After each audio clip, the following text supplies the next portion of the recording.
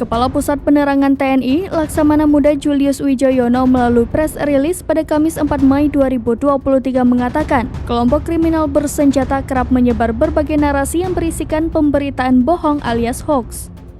Dikatakan Julius, pernyataan tersebut terkait adanya pemberitaan yang disebar oleh KKB tentang foto-foto senjata, amunisi, dan sosok orang yang jadi korban pembunuhan.